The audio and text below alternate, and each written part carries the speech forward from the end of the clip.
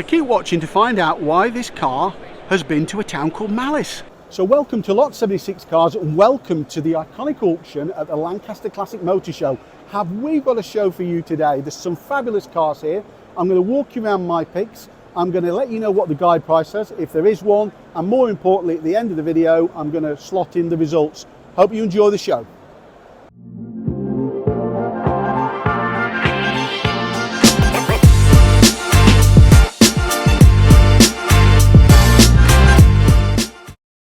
So this is Harry Metcalf's Jaguar, an XJC. Now the Lot 250 is guided at a strong 60 to 80,000 pounds.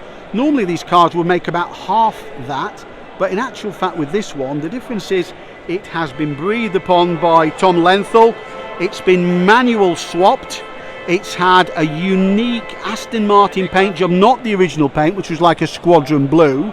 It is a beautiful car. It's had a reputedly, wait for it, £100,000. Makes my spending on cars look almost sensible if my wife's watching. But there you go, drinking that beauty. Will it make the guide price? Well, I think it's worth strong money. It does look nice. Can you cope with the non-original paint? Let's see what the market thinks.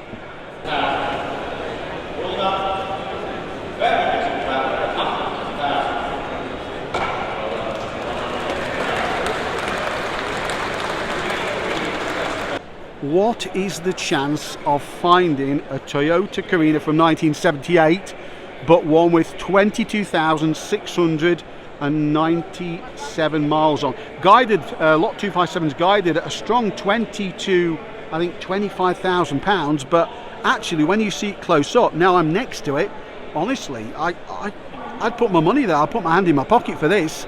It's sad, I'd probably spend as much as I would for an Aston Martin DB7, but look at it. I mean, look at the wheel arches. It's got even the original tyres on. I wouldn't fancy driving the original tyres. It's got the original interior, that cloth interior. That is one heck of a car, isn't it? Honestly, is it going to make over 20 grand? Well, let's find out, shall we? So Lot 210 is a twice national champion winning Ford Consul Cortina. The original cars were badged as Consul, as you can see there, hopefully, just about on camera. This one is epic. Now, I mean, the guide price of 20 to 25,000 pounds, well, in this case, that may not be absolutely an exaggeration. It may well be worth that to somebody. That, I'll try and get a better shot. The cars are packed in here, so I apologise for not getting them all in shot, or other cars in the same shot, but there you go. That is beautiful. Well, thank you, sir.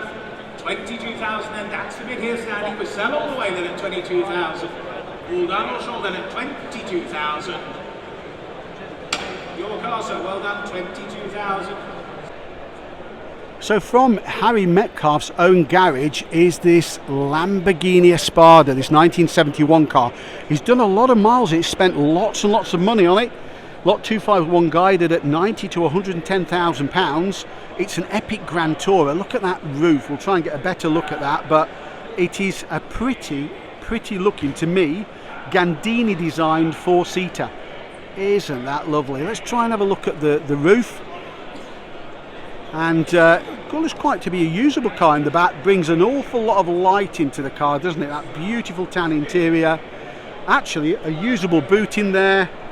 Quite honestly, it's got that glass area reminiscent of some of the other cars that they had of the period. Yeah. What do you think? Do you think it will make that guide price? Well, let's see. It's certainly worth it, I think.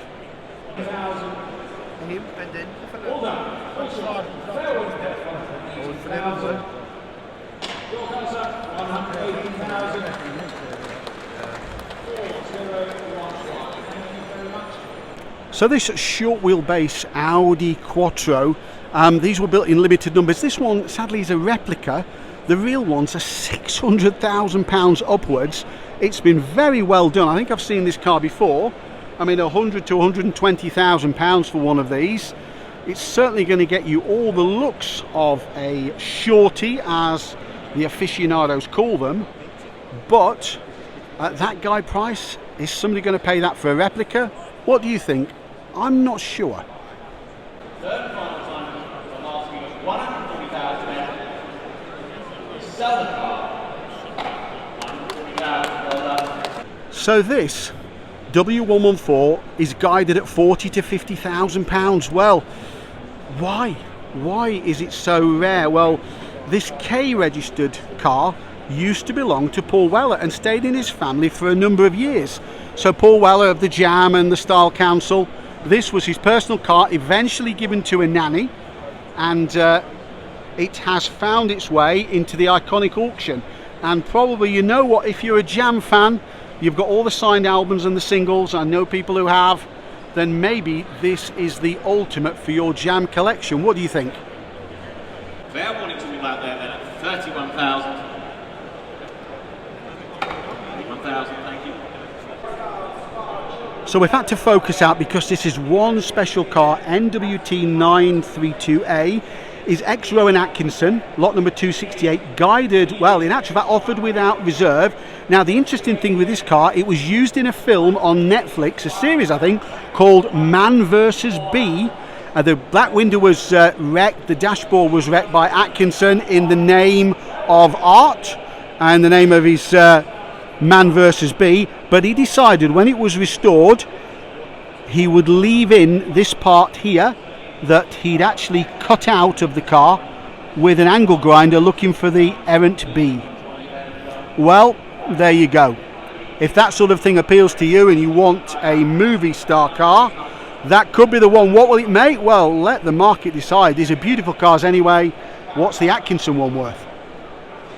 So lot 218 is a true homologation special. These changed hands for little money in the 80s and early 90s, but it is a Capri 3100, an RS 3100, guided at 50 to 60,000 pounds and with just 90,000 miles on.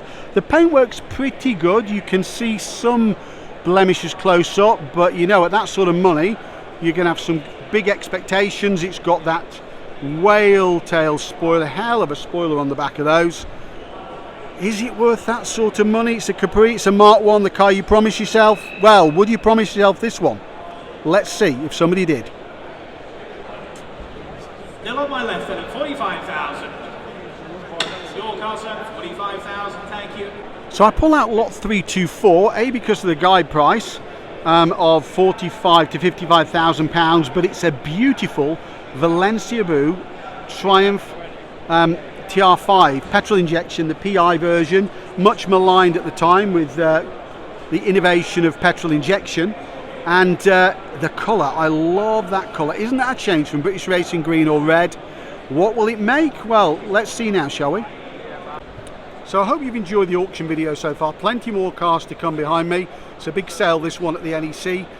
Please like, share, subscribe, and also if you could consider hyping the video, it would mean that many other people would have the opportunity to be shown the video and to see it. So thank you for that, and on with the show.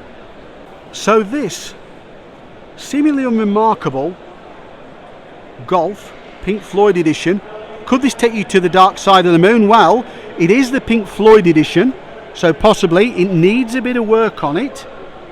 As you can see, it's being sold as a charitable donation. The rubbing strips coming off there, a bit of drama there as well. Oh dear, somebody's put an aerial in there, but the difference with this one, offered without reserve, it was owned by Nick Mason, CBE of Pink Floyd. So a Pink Floyd Golf owned by Nick Mason of Pink Floyd. Wow. Offered without reserve, something every Pink Floyd fan is going to want in their collection, aren't they? What do you think? What will it make? Let's see. More then. At 7,000 then we sell it all down at 7,000 then. 7,000, thank you. So lot 314 is a VW T1 Splitty, unusual colour scheme. You do think they could have actually fitted some new wipers for the sale, but that's just me being picky. Beautiful paintwork on it, I would say. Love those sort of alpine type roofs, very light and airy in there as a bus. Absolutely lovely condition. Wheels look good. It appears to be pretty flawless in there. We'll try and get a look around the other side. Apologies, getting pretty crowded here, so I'm getting a bit close in here. Well, it's a no reserve car. Values of these have dropped off a little bit in recent years. What's it worth? Well, you tell me.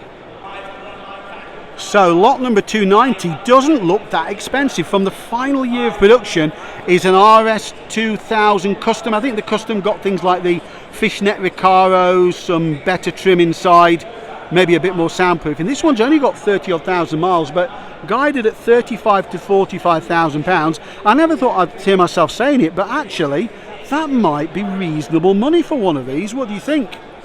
Conversely, at the side of it, we've got a Capri 280 Brooklands, the run-out car, deregistration car. 86, would that make it a very relatively late car? Some of them even sold on an E. That's lot number 288, and we'll just check here what the guide price of that car is and get a shot of it.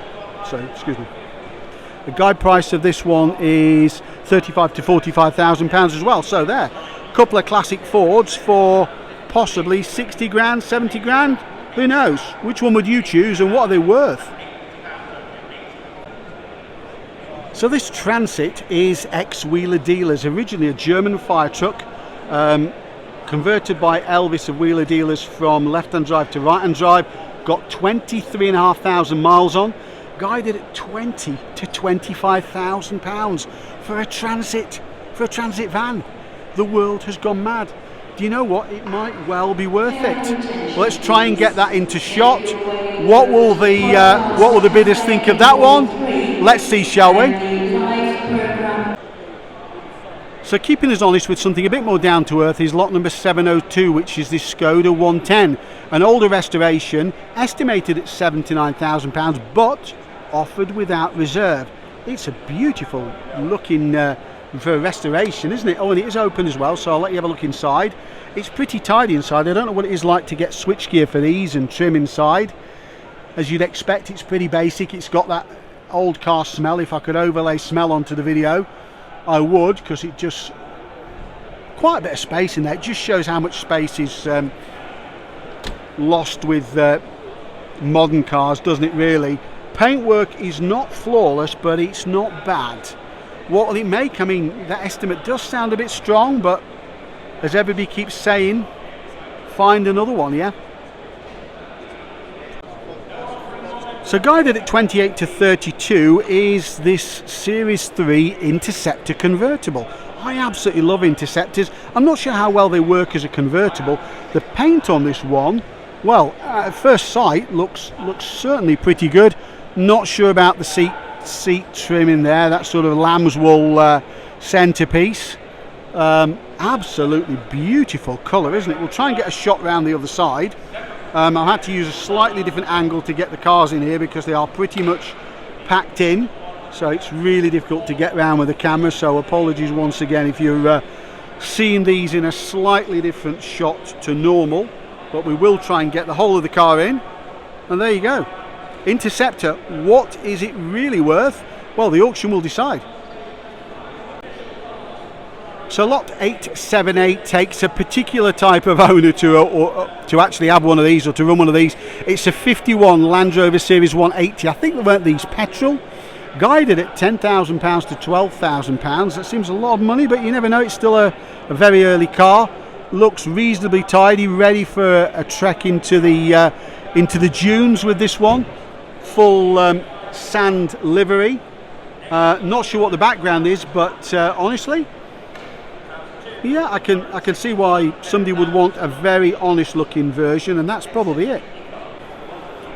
So guided at 42 to 46,000 pounds is lot 323, a Datsun 240Z, but not any Datsun 240Z. It's a Super Samurai, number 16 of just 177 built, only been sold because of the death of the previous owner. A much loved car, a very honest car. Looking at the paintwork, is it worth that sort of money? Well, maybe it is to the right person. I do like it, I must admit. It's got that sort of real 70s feel about it, hasn't it? What will it make? Let's see. So lot number 213 is one of the mythical Suffix A cars.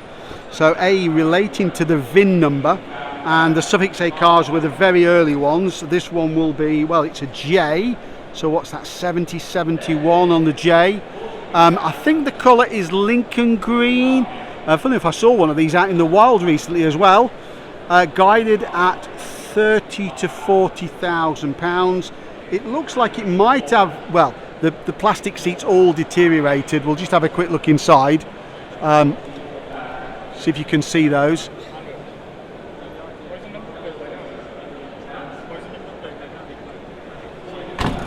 Certainly look like they've been retrimmed, don't they? Not the original plastic, because literally it just fell apart. Yeah, let's see what that one makes. Paintwork looks honest. May have had paint at some stage, probably a car of this age will. Let's see what the classic Range Rover market's like today, shall we? But thank them anyway at 29,500. That's yours in France, well done. Number one. So lot number 217 is this beautiful, beautiful Peugeot 205 Lacoste. So this one is guided at a massively wide price of 10 to 20,000 pounds. Well, it's not locked up, but we can have a look through the factory sunroof. Hope it doesn't leak, because many of them did. Quite an attractive feature, but a standard factory item rather than those horrible pop-up ones. I'm pretty sure these have the 900cc engines. It is a very, very clean car, and I think it could do quite well. But difficult to say. The 205s normally get all the attention as GTIs, don't they? But the limited edition ones, probably not many of these left, I suspect. Well, let's see what they make of it, yeah? £50 anyway? No? Come on. 10,004. That car. 31438. So lot number 219 is an absolute homologation special with allegedly 16,000 miles on, or the equivalent in kilometres. It's guided at 78 to 88,000 miles. Now these are incredible, built for rallying, totally impractical. The engine sits somewhere there, hence the cooling. I bet it gets pretty hot in there. In actual fact, this car does attract a massive following because of its success in rallies with, I think, Ragnotti drove these. Yeah, let's see what it makes, shall we? We're all done. All quiet on the phones. Well, at 79,000 we sell. Fair warning to all out there. That's yours, 79,000. Well done, sir. So you could probably take this one home in a few carrier bags. It's lot number 876, a garage find Escort Mexico. I think this has been on the Johnny Smith channel. I think it's got a pretty good history from new, 40 years of ownership. 10 to 15,000 pounds guide price. Look at the rot. Look at the rot. The front of the car has pretty much disintegrated. Yes, it is a Mexico. And Ford, how far will the Ford madness go with this car? How much will people bid for it? You never can tell. Quite honestly, it's absolutely requiring loads and loads of work. But let's see what the guys decide they want to pay for this one, because I can't find a good angle on it. Actually, it needs a complete repaint for sure, doesn't it? Well, at least it's original. Let's see. So lot number 889 is a Suzuki Jimny. Nothing remarkable about that, Simon, is there? Well, this one is a one owner from new, and I'm going to share the mileage with you and everything. 2,779 miles from new, been used on a private estate, guided at 8 to 10,000 pounds. Where would you find a Suzuki Jimny in that condition?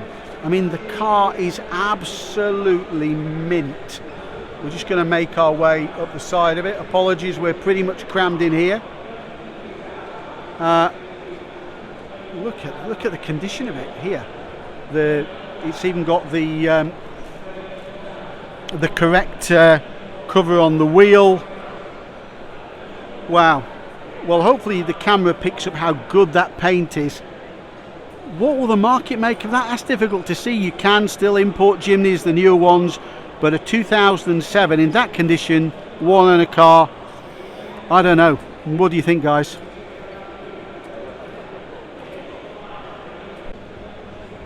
Now, lot number 870 is a beautiful, beautiful Lancia Appia. Now, we had one of these in a video a few months ago, and I'd never seen one before. That was a nice car. This one is absolutely beautiful. I mean, it is guided at just £4,000 to £6,000. Surely must be worth more than that. It's got the, I don't know if the car's open, but it's got the sort of suicide door arrangement. Oh, it is. So you've got the suicide doors there, sort of a bench seat, I guess a column gear change, and then obviously the rear doors open up like that.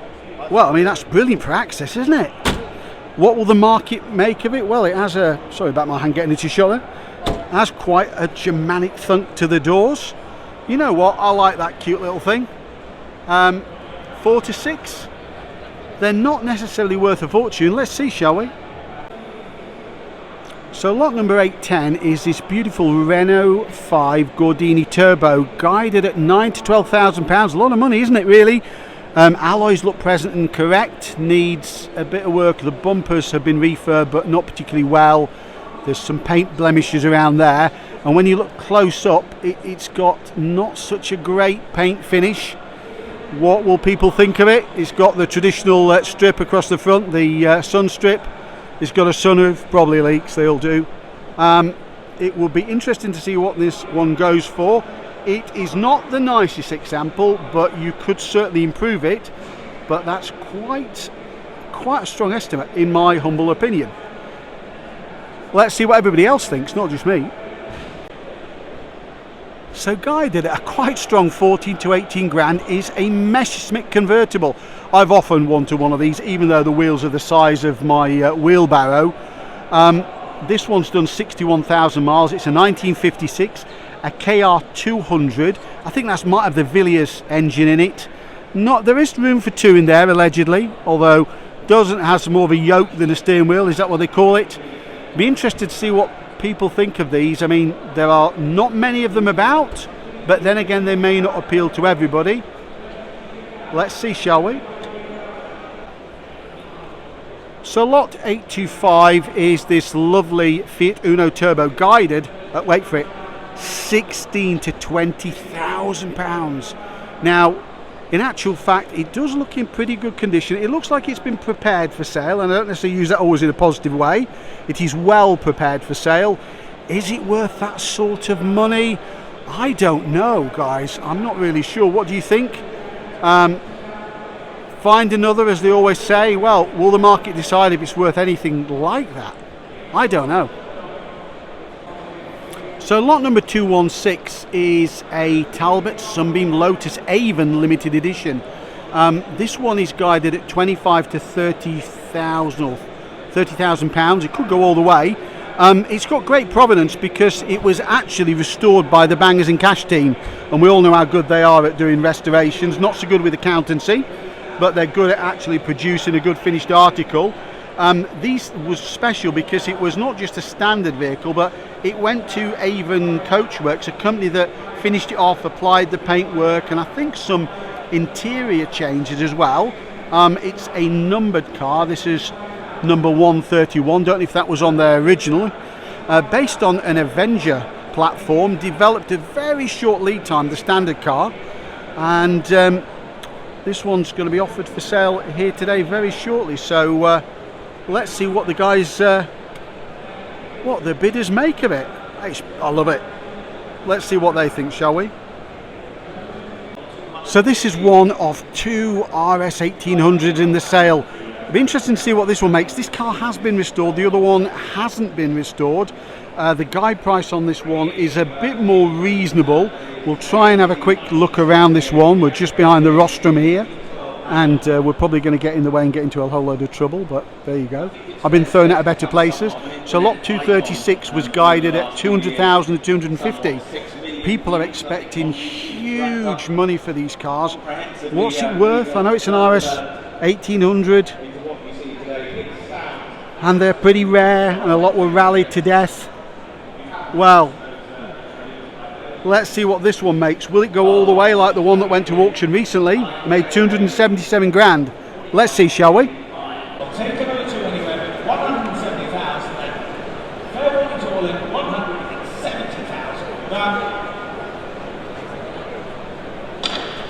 So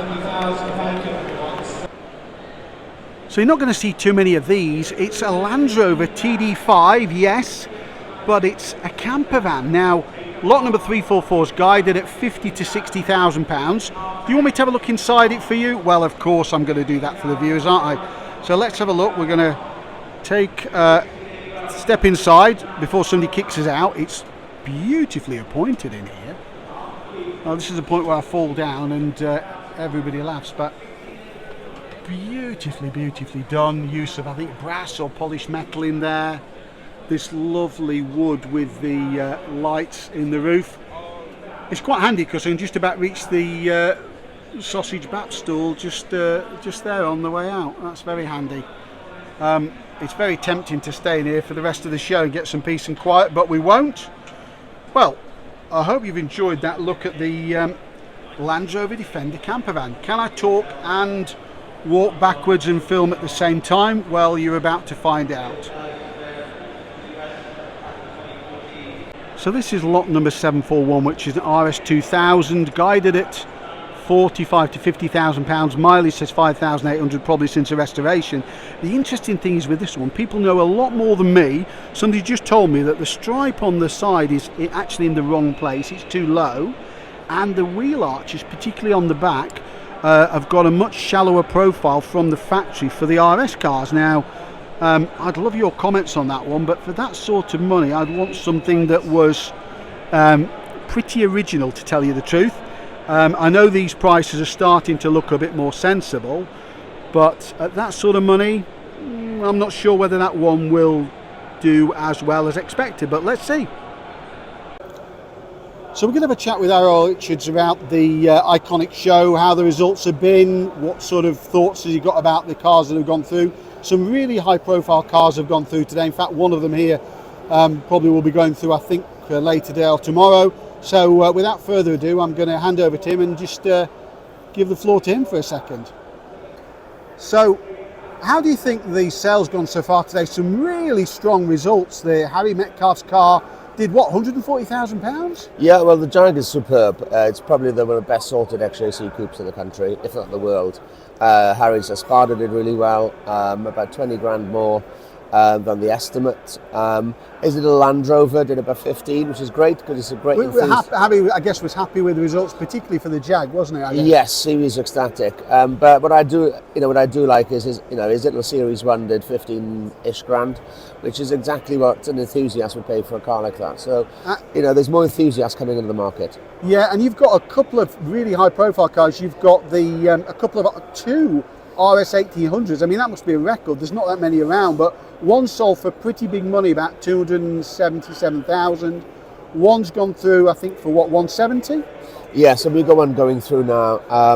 The Ford market, and I sold Princess Diana's Ford Escort for, including premium, 730,000 2 years ago. And the Ford market has always been an enthusiast-led market, but those enthusiasts are slowly being squeezed out. So even though the top end of the market is quite strong, the bottom end of the market is beginning to get stronger with higher mileage Escorts and Sapphire Cosworths, where the lower mileage cars would have been really good enthusiast level. They're going up, they're driving up the values of others as well. So all in all, it's a good place to be. Yeah, because I mean, even I saw a Sierra Sapphire go for about 2,500 mile and go for £20,000 recently, which is a bit of a shock. You've got a later facelift car here. I think that's guided maybe 5 to 10, somewhere like that. Yes, but we've got two sales going on. So iconic collector cars for Saturday, and on tomorrow, Sunday, we've got what used to be known as Classic Car Auctions, CCA, Everyman Classics, or Every Person Classics.